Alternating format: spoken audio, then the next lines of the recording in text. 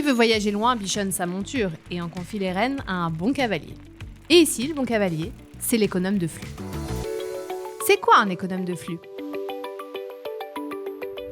Pour être vraiment durable, la rénovation énergétique doit être menée de manière globale. C'est de cette façon qu'on réduira les consommations et les dépenses sur le long terme. Et c'est là qu'intervient notre cavalier, l'économe de flux.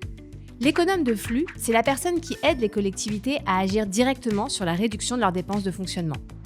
Comment ? En les aidant à mieux maîtriser les charges énergétiques dans la durée et donc de sécuriser les budgets face aux hausses de prix, tout en réduisant l'impact environnemental du patrimoine et en améliorant le confort des usagers. Pourquoi faire appel à un économe de flux ? Déjà, pour des raisons économiques et environnementales. Le secteur du bâtiment est l'un des plus énergivores.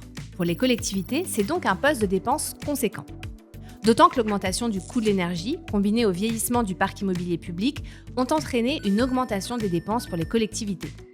Ensuite, pour des raisons réglementaires.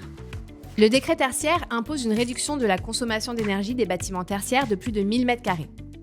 Il fixe 3 échéances. Une diminution de 40% en 2030, de 50% en 2040 et de 60% en 2050.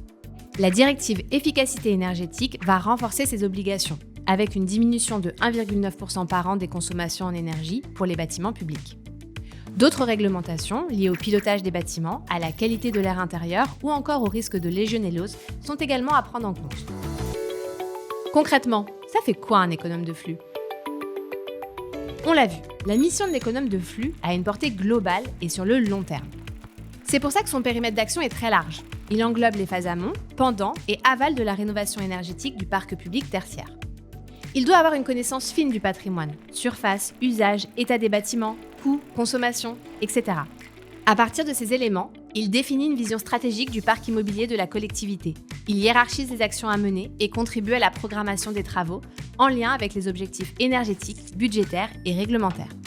Au quotidien, il agit aussi à travers la sobriété énergétique, l'exploitation-maintenance, le pilotage des équipements, le suivi des consommations et l'optimisation des usages. Véritable personne ressource au sein de la collectivité, l'économe de flux accompagne les missions d'assistance à maîtrise d'ouvrage, de maîtrise d'œuvres et de travaux et assure le suivi post-travaux pour vérifier les performances réelles. Enfin, l'économe de flux joue un rôle essentiel de sensibilisation et de coordination.